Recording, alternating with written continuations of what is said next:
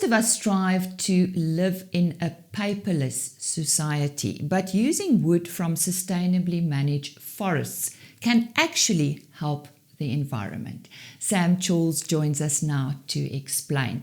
Sam, thank you very much for joining us. What are the myths around paper use, paper cycling and forestry?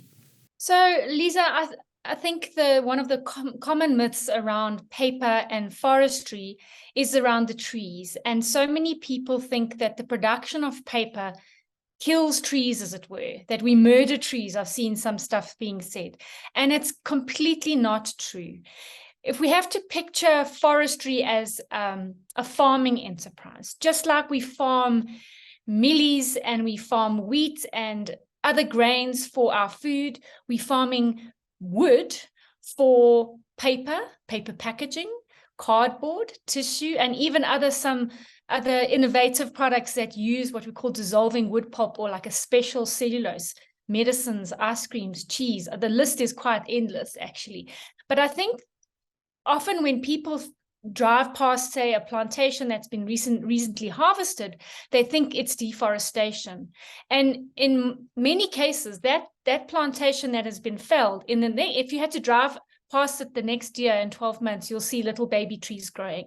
So there's this constant rotation of trees being harvested and then replanted and grown, and sometimes at a ratio of 2 trees to 1.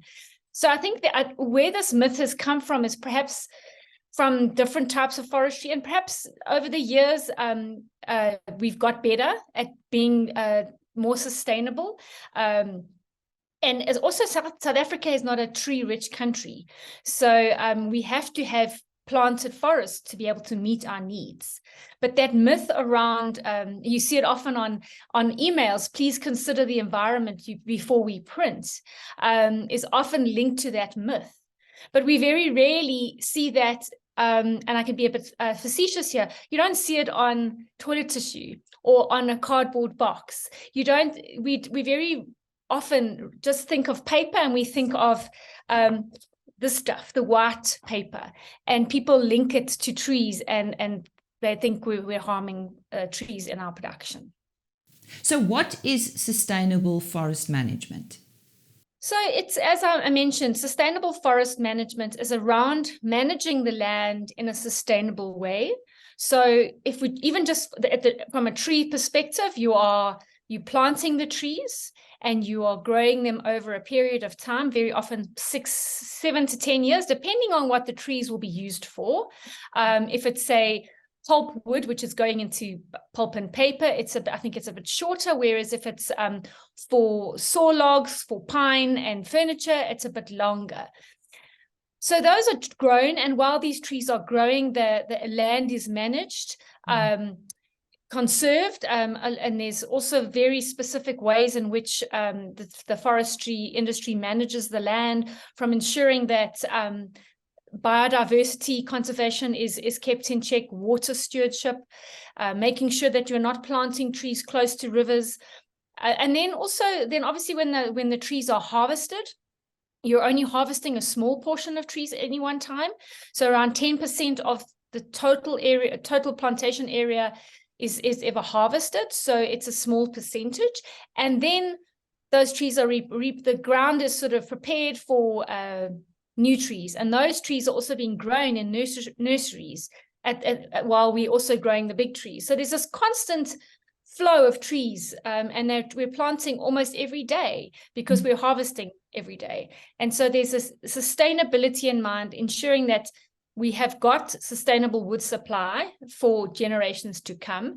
But what's interesting as well is the environmental stewardship that happens alongside forestry. It's perhaps one of the most sustainable and environmentally conscious industries there is. Won't you highlight the benefits of using sustainable farmed wood-based products? So we last year at COP27, there was a report that was released by an organization or a group called Delberg, and they've had an interesting framework called the 3S framework. It was carbon sequestration, which is carbon absorption, the typical photosynthesis of carbon dioxide from the atmosphere, releasing oxygen into the atmosphere. Substitution, and that is replacing fossil fuel-based materials with wood-based, sustainably farmed wood-based products, and then carbon storage. And that's my favorite part, because when a tree absorbs the carbon from the atmosphere, it stores it as energy, and that carbon stays locked up in its fibers like any other plant. When we are harvesting that tree, and whether that tree is made into a book, a piece of paper, a cardboard box, a log cabin, a wood home, that carbon is locked up and it's stored. So the more things we are making from wood, the more carbon we are capturing and the more carbon we are storing. The only way that carbon will get released into the atmosphere is if that wood product or paper product degrades or rots or is burned. But then it's basically, it cancels each other, it cancels itself out, because it's just releasing the carbon it absorbed in the first place. And then by planting more trees, you're increasing the potential of the sector to mitigate climate change and increase the its carbon storage and carbon sequestration potential. So it kind of works in a bit of a flow diagram, and it has to work. We can't just have trees in the ground. We have to be able to harvest them so that we can maximize the storage potential of those products. So how do we move towards a climate and nature positive economy? What else can we do to achieve this? I think it's obviously, one, being mindful of the products that we're using as consumers, and where those products are coming from and how they're manufactured.